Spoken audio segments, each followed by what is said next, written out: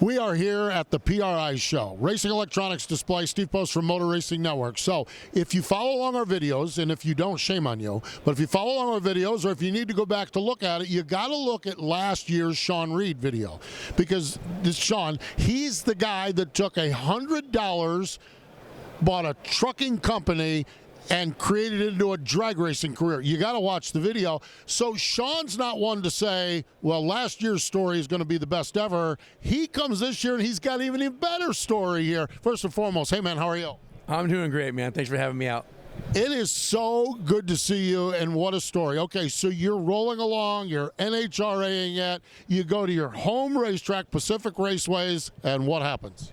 Well, the first problem I had was the day before this incident. I was doing an interview and we were talking about boat racing, and I happened to say boat racing is very dangerous. I would much rather crash a dragster at 300 than a boat at 180.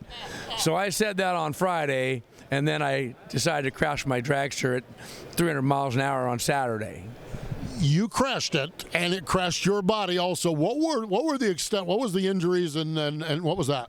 Well, I broke, my voice is still different from it, but I broke a couple ribs up top, a couple fractures on one side and one on the other, bruised the sternum pretty good. But the major thing was I lost my little pointer finger on this side. It smacked the wall and blew up in my glove. So and that was the major thing. But yeah, it was a couple of weeks of not knowing who I am.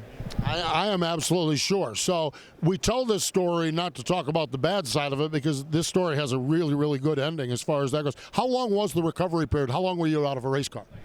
Well, I was out for roughly, I think, probably 7 weeks, maybe 8 weeks. Of course, we missed the race on Sunday, even though I had a backup car. Hindsight being 2020, maybe I should have put somebody in it, which I could have, which NHRA would have allowed. But that was just pretty, dramatic. I mean, that was my home race. It's where I grew up. I had, probably 40 employees in the stands, my friends, my family. So we just kind of really just thought about, getting the surgeries done, getting the trucks back to Indy. But so we missed Sonoma, and then I missed Brainerd in Indy. But I wanted to make sure to secure my top 10, so I put Jordan Vandergriff in the car in Brainerd and Indy. He did a great job, outstanding job. Love the kid. We were teammates back in the Bob Vandergriff days in 2019 and 20. And anyway, I wanted to get him back in the car, so I always said when I touch these two fingers together, I'm going back in a car, and I was barely there in Indy. So, I knew the countdown was coming up, and I just kind of made a real quick decision that let's go to the NHRA race in Ohio, the following weekend after Indy, just to kind of test my hand, see how it would feel. And so we did that, and then on to, actually, won that race, which was pretty dang cool. And then the very next race, the first race of the countdown in Reading, I went 4 rounds and won that race too. So it was pretty dang cool to host an Ironman and a Wally in back-to-back weeks for a team that's basically brand new. That was my 69th career start, but I think my only 37th or something as an owner. So yeah, this you go to Ohio just to an NHRA event to make sure you can make some passes, and the very next week you go to Reading and you end up having to do all 8 passes and get your career first NHRA win. How wild is that? It's still surreal, man. I mean, I've been known to sleep with my Wally. It's I got my dog on one side, my Wally on the other. I mean, it's something that I definitely dreamed about since I was about 10 years old, and I used to sneak into Seattle International Raceway, SIR back then, but I used to sneak in there, and it's just pretty cool to reach to see that there's not everybody gets one of these. People race a long time to get one, and for me to get one as early as I did is pretty dang cool. And I'm not stopping for one. I'm going to get a couple this year. That's awesome. That's what I love. I love that. What was during your convalescent period? What was the outpouring like from the industry? You know, it was really actually pretty great. I'm not really too much of a people person, but like the you know, from the team owners to the drivers to the fans. I mean, I got a lot more people following me because of the wreck, and you know, the wreck almost done me more good than bad, except for missing a finger and screwing up my golf game. But I guess you almost got to die to get famous, so whatever.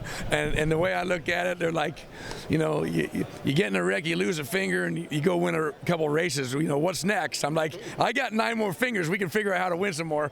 You know. My producer here, Morgan, she said, I wonder if losing the finger cut enough weight off the car so he can go fast. That's for sure. So you take another one off for another Wally, I guess. Yeah. I mean, you know what? I literally probably would. If they would guarantee me a win, I don't know which one, but I'd probably take one. Oh my God, this is awesome. I don't know if I mentioned this is a racer here, folks. This is definition of racer, that's for sure. Let's talk a little bigger picture stuff, because you talked about getting into the playoffs. You talked about you end up 8th in the point standings as well. So with all that you went through getting the first win, but it has to be rewarding to go 8th in the point standings with your little team as well. Yeah, I mean, I'm happy with the guys. I mean, I'm more disappointed in myself. I want to win, and there's just been, you know, I'm just I got to work on my lights a little bit more. I don't really do anything too bad, but I'm just not that great. And, you know, and I got to work on that. I mean, we could have done better in the playoffs. I mean, I made a couple mistakes. I mean, you know, I lost to Brittany, and you know, right after I won, the very next race was Charlotte.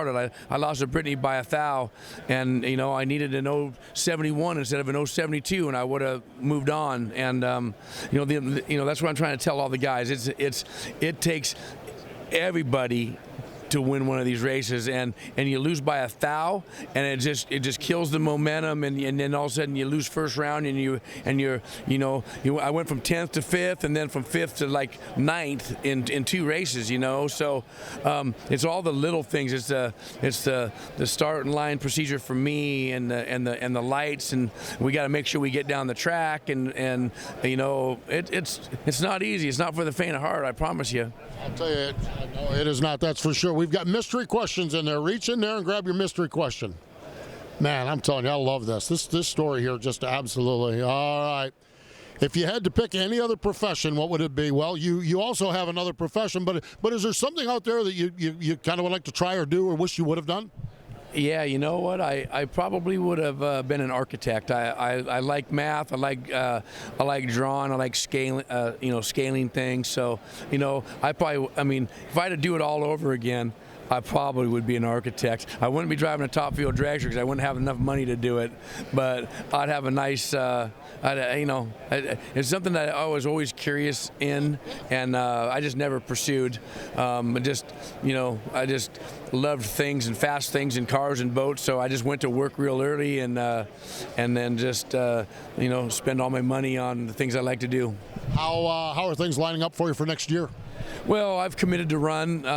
It's just it's hard. It's not easy. I'm a self-funded team. I get a little bit of help here and there. When I say a little, it's a little, but you know, even that little bit of help helps me a bunch.